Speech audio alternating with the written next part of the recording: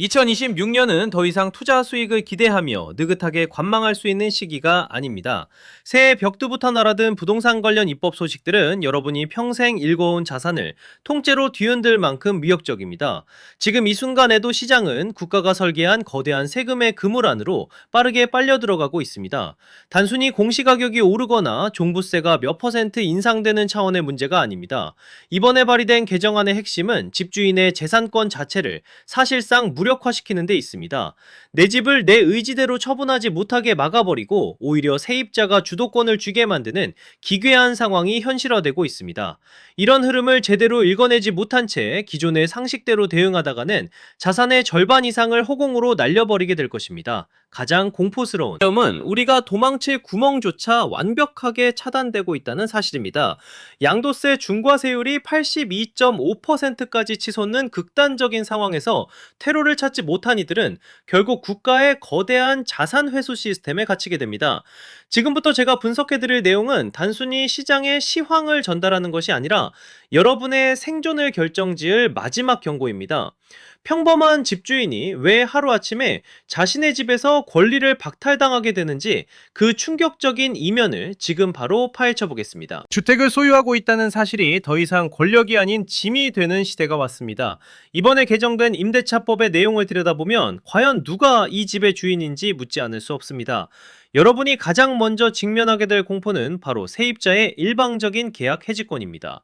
이제는 집을 팔려고 내놓는 순간부터 세입자의 눈치를 살펴야 하는 처량한 신세가 되었습니다. 법안의 내용을 보면 소유권이 양도될 때 임대인은 이를 세입자에게 서면으로 통지해야 합니다.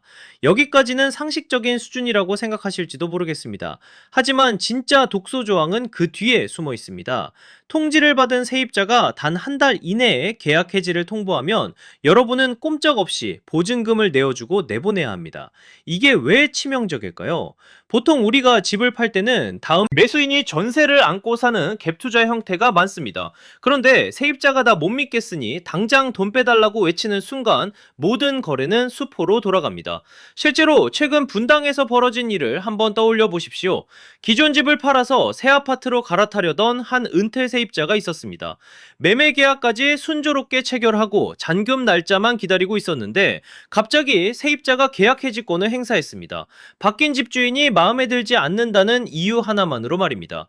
결국 이 집주인은 한 달 안에 수억 원의 보증금을 마련하지 못해 매매 계약이 파기됐고 계약금까지 몰취당하는 비극을 맞았습니다. 자산의 이동 통로가 완전히 봉쇄된 셈입니다. 여기에 더해 3곱하기3 법안이라는 괴물 같은 규제가 여러분의 발목을 잡습니다. 기존 2년이었던 계약 기간을 3년으로 늘리고 이를 2번까지 갱신할 수 있게 하겠다는 내용입니다. 한 번 세입자를 들이면 무려 9년 동안이나 내 집을 내 마음대로 하지 못하게 됩니다. 9년이면 강산이 변하는 시간입니다. 그 긴 세월 동안 시장 가격은 요동치는데 여러분의 자산은 법이라는 감옥에 갇혀 쥐꼬리만한 임대료에 묶여있게 되는 것입니다. 임차인은 경제적 약자니까 보호해야 한다는 논리가 이제는 임대인을 경제적 사지로 내몰고 있습니다. 내 집의 가치를 결정하는 것은 시장이 아니라 세입자의 변심과 법의 강제력이 되어버렸습니다. 소유권이라는 이름에 껍데기만 남고 알맹이는 모두 세입자에게 넘어간 꼴입니다. 여러분이 지금 들고 있는 등기 권리증이 과연 자산의 증표인지 아니면 거대한 채무의 족쇄인지 냉정하게 따져봐야 할 때입니다. 하지만 더 큰 비극은 따로 있습니다. 세입자에게 보증금을 돌려주기 위해 급하게 집을 팔려고 해도 여러분 앞에는 국가가 쳐놓은 거대한 장벽이 가로막고 있습니다. 탈출하고 싶어도 탈출할 수 없는 그 지독한 덫의 실체를 아셔야 합니다. 세입자가 보증금을 빼달라고 독촉하는 상황에서 집을 팔아 해결하려고 마음먹는 순간 여러분은 더 거대한 절벽에 부딪히게 됩니다. 출구가 사라졌습니다. 퇴로는 완전히 차단됐습니다. 정부가 발표한 2026년 경제성장 전략을 보면 그동안 다주택자들을 겨우 숨쉬게 했던 양도세 중과 유예 조치가 흔적도 없이 사라져버렸기 때문입니다. 이제는 집을 파는 행위 자체가 자산의 자살 행위나 다름없는 시대가 된 것입니다. 구체적인 숫자를 보면 등골이 오싹해집니다. 현재 세법상 조정 대상 지역에서 집을 팔 때 적용되는 기본 세율은 최대 45%입니다.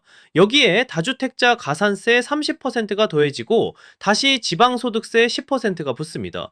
결국 최종 세율은 82.5%라는 경악스러운 수치에 도달합니다. 10억 원의 양도 차익이 발생했다고 가정해 보십시오. 내 손에 쥐어지는 돈은 고작 1억 7,500만 원 뿐이고 나머지 8억 2,500만 원은 국가가 가져갑니다. 이것이 과연 정상적인 시장 거래라고 볼 수 있습니까? 국가가 여러분의 노력에 무상으로 숟가락을 얹는 수준을 넘어 아예 밥그릇 자체를 뺏어가는 꼴입니다. 우리가 기억하는 2021년 당시의 규제 폭탄도 이 정도로 잔인하지는 않았습니다. 그때는 최소한 잠시만 버티면 유예해주겠다는 정치적 타협안이라도 던져졌습니다. 하지만 2026년의 상황은 다릅니다. 유예 조치를 종료한다는 것은 더 이상 시장의 눈치를 보지 않고 다주택자의 자산을 세금으로 환수하겠다는 명확한 선전포고입니다. 2021년이 예고편이었다면 지금은 본편의 잔혹한 결말을 보고 계신 것입니다.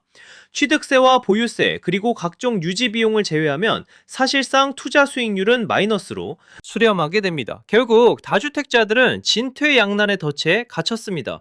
팔자니 세금으로 다 털리고 안 팔고 버티자니 세입자의 계약 해지권과 보증금 반환 압박이 목을 조여옵니다. 정부는 교묘하게 매도 통로를 막아놓고 여러분이 가진 자산을 야금야금 잠식하고 있습니다. 이제 집은 부를 창출하는 수단이 아니라 국가에 세금을 바치기 위해 관리해야 하는 무거운 관리 대상일 뿐입니다. 여러분은 지금 자신의 자산을 관리하는 것이 아니라 국가의 재정 창고를 채워주기 위한 무보수 관리인 역할을 하고 있는 셈입니다. 더 큰 문제는 고가주택을 가진 1주택자들도 이 사정권에서 자유롭지 못하다는 점입니다. 1세대 1주택 비과세 혜택마저 대폭 축소하거나 폐지하려는 움직임이 포착되고 있습니다. 부자 증세라는 명분 아래 중산층의 마지막 보루까지 무너뜨리려 하고 있습니다. 이렇게 출구가 막힌 상황에서 여러분의 자산을 갉아먹는 칼날은 외부가 아닌 내부에서 더 깊숙이 들어오고 있습니다. 하지만 파는 것을 포기하고 끝까지 버티겠다고 결심하신 분들에게는 더 지독한 고통이 기다리고 있습니다. 팔지 못해 쥐고 있는 그 땅과 건물 위로 매일같이 쌓여가는 숫자의 공포를 직면해야 하기 때문입니다. 국가가 설정한 공시가격이라는 이름의 새로운 세금 명세서가 여러분의 안방까지 배달될 날이 머지 않았습니다. 팔지도 못하게 막아놓더니 이제는 가만히 있는 집값에 세금 폭탄을 투하하기 시작했습니다. 부동산 공시가격 현실화율을 5년 안에 90%까지 끌어올리겠다는 계획이 단순한 구상이 아니라 법적 의무로 굳어지고 있습니다. 시세가 10억이면 공시가격을 9억까지 맞추겠다는 말인데 이는 결국 재산세와 종부세를 결정하는 기준선 자체가 통째로 올라간다는 뜻입니다. 세법을 개정하지 않고도 여러분의 지갑에서 돈을 더 가져가는 가장 교묘하고도 확실한 방법이 현실화되고 있는 셈입니다. 더 충격적인 것은 기본소득형 토지보유세라는 이름의 새로운 징세 칼날입니다.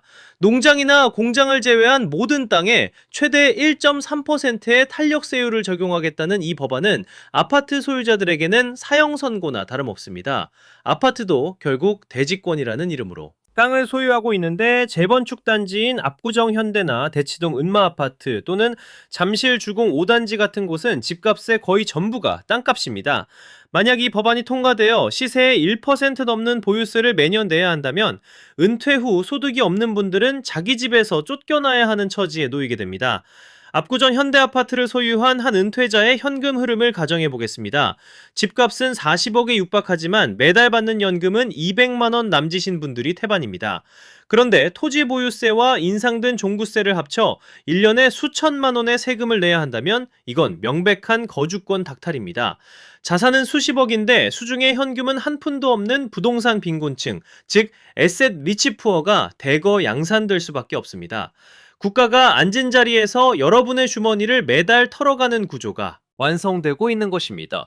벌어들인 소득에서 세금을 내는 것이 아니라 내가 가진 자산의 존재 자체에 벌금을 매기는 이 가혹한 시스템을 여러분은 어떻게 견뎌내시겠습니까? 단순히 세금이 무서워 집을 팔려고 해도 앞서 말씀드린 82.5%의 양도세가 여러분의 발목을 잡고 있습니다. 결국 팔지도 못하고 가지고 있지도 못하게 만드는 이 지독한 가두리 양식장 안에서 여러분의 자산은 서서히 서서히 녹아내리고 있습니다. 국가가 설계한 이 징세 로드맵은 치밀하고도 단호하게 여러분의 사유재산을 공공의 영역으로 끌어들이려 하고 있습니다. 이 모든 세금 설계의 중심에는 국토교통부 장관이라는 막강한 권력이 자리 잡고 있습니다. 지자체의 협조조차 필요 없는 그들만의 독자적인 행보가 여러분의 단지 앞까지 다가와 있습니다. 도대체 장관의 권한이 어디까지 확대되었기에 서울시장의 손발을 묶고 이런 무리한 정책을 밀어붙이는지 그 실체를 들여다봐야 합니다. 지방자치의 시대는 끝났습니다. 이제 여러분의 아파트 단지가 토지거래 허가구역으로 묶이느냐 마느냐는 서울시장의 권한이 아니라 국토교통부 장관의 손가락 끝에 달렸습니다. 지금까지는 국토부 장관이 2개 이상의 시도에 걸쳐 있는 지역만 직접 지정할 수 있었지만 앞으로는 그 밖의 사유라는 마법의 단어를 통해 전국 어디든 핀셋으로 집어내듯 규제할 수 있게 됩니다. 이는 단순히 행정 절차의 변화가 아니라 중앙정부가 여러분의 재산권 행방을 완전히 독점하겠다는 강력한 의지입니다. 오세훈 서울시장과 국토부 장관 사이의 팽팽한 기싸움을 기억하실 겁니다. 마포나 성동 같은 한강벨트 지역을 토지거래 허가구역으로 묶으려 할 때 서울시장이 협조하지 않자 국토부가 아예 법을 바꿔버린 꼴입니다. 이제는 지자체의 눈치를 볼 필요도 없고 복잡한 협의 과정도 생략한 채 장관이 투기가 우려된다고 판단하면 그날로 여러분의 집은 사고 팔 수 없는 섬이 되어버립니다. 용산 정비창 부지나 태릉시 주변 지역이 겪었던 그 혹독한 거래 전력이 이제는 서울 전역 어디에서든 예고 없이 닥칠 수 있다는 뜻입니다. 국가가 여러분의 사유재산을 공공개발이라는 명분 아래 마음대로 통제하는 시스템이 완성되었습니다. 내가 내 집을 누구에게 팔지조차 정부의 허락을 받아야 하는 상황에서 과연 민주주의 국가의 자산가라고 자부할 수 있겠습니까? 국토부 장관의 권한 확대는 결국 시장의 자정작용을 믿지 않고 국가가 모든 거래의 길목을 지키겠다는 선언입니다. 여러분이 살고 있는 지역이 장관의 눈에 투기지역으로 찍히는 순간 자산 가치는 그 자리에 얼어붙게 될 것입니다. 이런 무소불위의 권력은 단순히 거래를 막는 데서 그치지 않습니다. 이제는 장관이 직접 나서서 노후된 공공청사나 유휴부지를 개발하겠다며 지자체를 패싱하는 단계까지 나아가고 있습니다. 내 집 앞마당에 수만 채의 임대주택이 들어오는 것을 지켜만 봐야 하는 무력한 상황이 현실로 다가오고 있습니다. 장관이 직접 주도하는 이 거대한 공급 대책의 실체는 무엇일까요? 지자체의 계획을 무시하고 국가가 직권으로 밀어붙이는 개발 사업들이 과연 여러분의 자산 가치에 득이 될지 아니면 독이 될지 그 냉혹한 이면을 들여다봐야 합니다. 내 동네의 발전 방향을 내가 뽑을 시장이 결정하던 시대는 이제 유물이 되었습니다. 이제는 국토부 장관이 직접 지도의 선을 긋고 바로 공사를 시작할 수 있는 직권 개발의 시대가 열렸기 때문입니다. 노후 공공청사와 유휴부지 복합개발특별법이라는 이름 아래 국가와 지자체가 가진 모든 땅이 장관의 손바닥 안으로 들어갔습니다. 이것은 단순히 납부된 건물을 새로 짓겠다는 선의의 정책이 아니라 중앙정부가 공급의 키를 쥐고 시장을 직접 통제하겠다는 선전포고와 다름없습니다. 가장 대표적인 사례가 바로 용산국제업무지구와 태릉시 부지입니다. 서울시는 그동안 주거 쾌적성을 고려해 용산의 6,000가구에서 8,000가구 정도의 적정 물량을 계획해왔습니다. 하지만 국토부 장관이 직권으로 개발을 주도하게 되면 이야기는 완전히 달라집니다. 주택 공급 실적을 채우기 위해 2만 채 아니 3만 채까지 밀어붙여 여도 서울시가 이를 막을 법적 근거가 사라졌기 때문입니다. 내 집 앞마당이 쾌적한 비즈니스 지구가 될 줄 알았는데 어느 날 갑자기 거대한 임대주택 단지로 변하는 것을 무력하게 지켜봐야 할 수도 있다는 뜻입니다. 국가는 공급 부족을 해결한다는 명분을 내세우고 있지만 그 이면에는 지자체의 자율성을 완전히 거세하려는 의도가 숨어 있습니다. 지자체장이 주민들의 표를 의식해 개발 속도를 조절하거나 밀도를 제한하는 행위가 이제는 원천적으로 차단됩니다. 장관이 투기가 우려된다거나 공급이 시급하다고 판단하는 그 밖의 사유 하나면 모든 행정 절차는 고속도로를 타게 됩니다. 신속한 개발은 좋을지 몰라도 그 과정에서 철저히 소외되는 것은 바로 그 지역을 지켜온 주민들의 목소리와 자산 가치의 희소성입니다. 무분별한 고밀도 개발이 가져올 재앙은 생각보다 가까이 있습니다. 인프라는 그대로인데 주택수만 급격히 늘어날 경우 교통체증과 교육 환경 악화는 불보듯 뻔한 일입니다. 결국 국가가 주도하는 집권 개발은 공급 수치라는 성과를 위해 기존 자산가들의 삶의 질을 담보로 잡는 위험한 도박이 될 수 있습니다.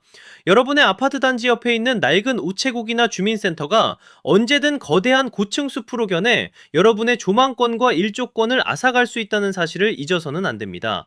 정부의 이런 막무가내식 공급 폭탄이 과연 시장을 안정시킬 수 있을까요?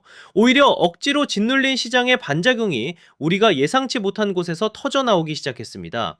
규제가 강해질수록 시장은 기형적으로 변해가고 그 피해는 고스란히 정직하게 자산을 일궈온 여러분에게 돌아가고 있습니다. 정부는 규제가 답이라고 믿습니다. 하지만 시장은 규제에 맞서 숨어버립니다.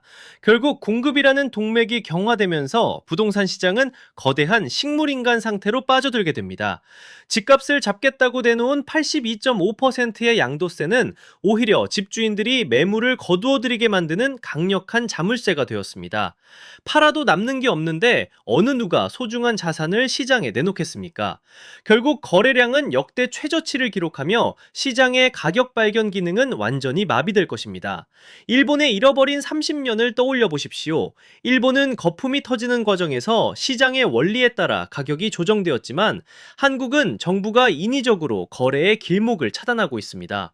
자산 가치는 장부상에만 존재하고 실제 현금화는 불가능한 이른바 부동산 감옥이 만들어진 셈입니다. 이것은 건강한 가격 하락이 아니라 국가가 세금을 통해 사유재산을 조금씩 갉아먹는 느린 고사작전입니다. 겉으로는 서민을 위한다고 말하지만 실제로는 중산층의 자산 사다리를 완전히 걷어차는 결과를 낳고 있습니다. 임대차 시장의 왜곡은 더 심각합니다. 세입자에게 9년의 거주권을 보장하겠다는 선의는 오히려 전세 가격의 폭등이라는 부메랑으로 돌아오고 있습니다. 집주인들은 9년 동안 임대료를 올리지 못할 것을 대비해 신규 계약 시 임대료를 미리 최대한으로 높여받으려 할 것입니다.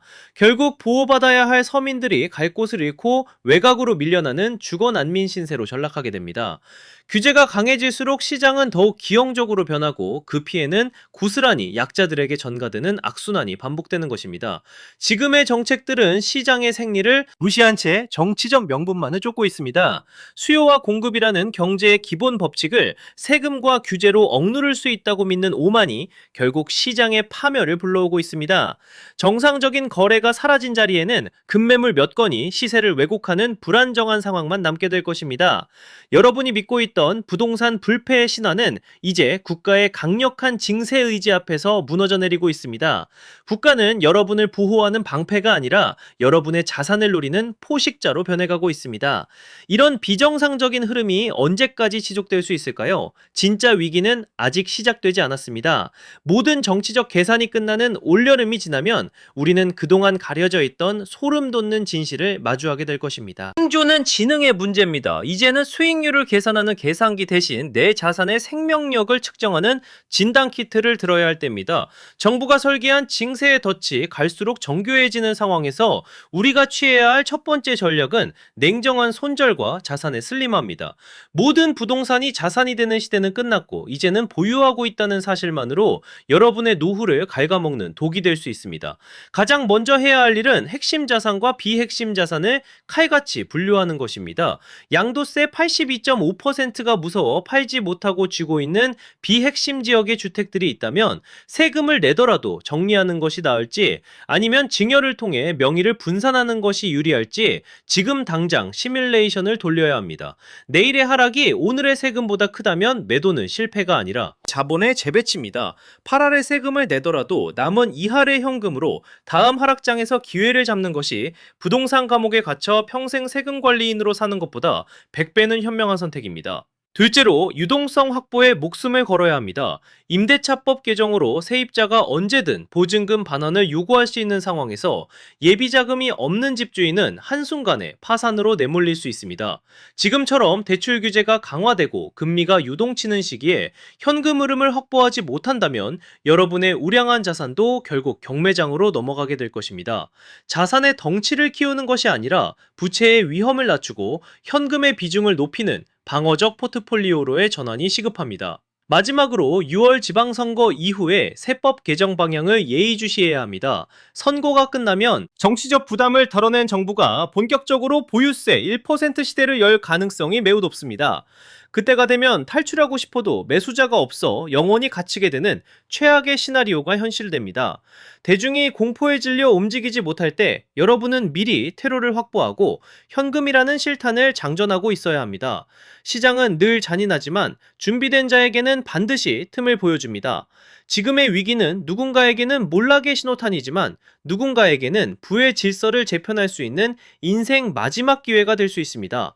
불타는 배 위에서 끝까지 미련을 두다가는 함께 가라앉을 뿐입니다. 2026년은 각자 도생의 해입니다. 국가가 설계한 정교한 징세 시스템은 이제 피할 수 없는 현실이 되었고 여러분의 소중한 자산은 그 어느 때보다 거센 위협 앞에 노출되어 있습니다. 오늘 제가 분석해드린 7가지의 변화는 시작에 불과하며 진짜 승부는 올여름 7월 세법 개정안이 발표되는 순간 결정될 것입니다. 그때가 되면 시장은 지금과는 비교도 할 수 없는 거대한 혼돈 속으로 빠져들게 될 텐데 여러분은 그 파도를 넘을 준비가 되어 있으십니까? 지금 바로 여러분의 자산 명세서를 꺼내 드십시오. 비핵심 자산을 과감히 덜어내고 현금이라는 최후의 보루를 확보하는 것만이 이 잔인한 게임에서 살아남는 유일한 방법입니다.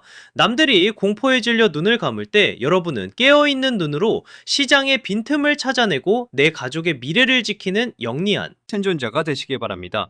본 영상에서 다룬 내용은 현재 공개된 법안과 시장 상황을 바탕으로 한 개인적인 분석일 뿐입니다. 실제 투자와 자산 운용에 대한 모든 책임은 본인에게 있으며 정책의 변화와 입법 과정에 따라 실제 결과는 달라질 수 있음을 명시합니다.